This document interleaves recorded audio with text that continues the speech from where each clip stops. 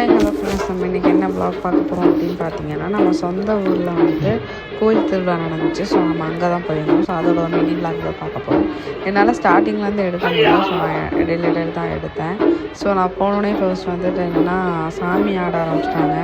சாமிக்கு வந்து அலங்காரம் அதெல்லாம் பண்ணிவிட்டு சாமி ஆட ஆரம்பிச்சிட்டாங்க அவங்க.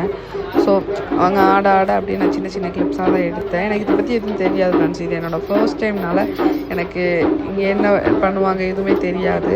பட் சாமி ஆடினாங்க. ஸோ நான் அதெல்லாம் வந்து எடுத்தேன். பட் அதுக்கப்புறம் வந்து என்னென்னா, எப்படி சொல்கிறது, நிறைய விஷயங்கள் ரொம்ப அழகாக இருந்தது. அந்த ஆணிக்காலில் நடக்கிறதா இருக்கட்டும், அது வந்து அவங்க எப்படி சொல்கிறது, நமக்கு பார்க்க கஷ்டமாக இருக்கும். பட் அவங்களுக்கு அது ஏதோ அருள் வந்துச்சு அப்படின்னு சொல்கிறாங்க. ஸோ அந்த மாதிரி விஷயங்கள்லாம் பார்க்க ரொம்ப அழகாக இருந்துச்சு. ஸோ அதெல்லாம் நான் வந்து உங்களுக்கு நீங்களும் தெரிஞ்சுக்கணுக்கு நம்ம நிறைய பேர் தெரியும். ஸோ தெரிஞ்சுக்கணுங்கிறதுக்காக ஒரு சின்ன சின்ன கிளிப்ஸாக எடுத்தேன். ஸோ அதுக்கப்புறம் ஆடுமே வெட்டினாங்க.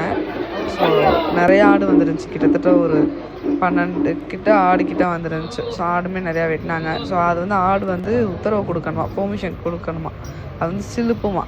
ஸோ அதனால் அதுக்குமே ரொம்ப நேரம் வெயிட் பண்ணிகிட்டு இருந்தோம். ஸோ ஃபைனலாக வந்து அந்த ஆடு சிலுப்புற வரை நாங்கள் வெயிட் பண்ணி பார்த்துட்டே இருந்தோம். சிலுப்புனதுக்கப்புறம் தான் அடுத்தடுத்த ஆடே கொண்டு வந்தாங்க. ஸோ ஃபைனலாக வந்து சாமி வந்து இப்படி தான் இருந்தாங்க. ஸோ நான் அதை வந்து உங்களுக்கு ஒரு சின்ன கிளிப்பாக எடுத்தேன். ஸோ இதே மாதிரி மினி வ்ளாக்ஸ் வேணும்னா கண்டிப்பாக மறக்காம சப்ஸ்கிரைப் பண்ணிக்கோங்க.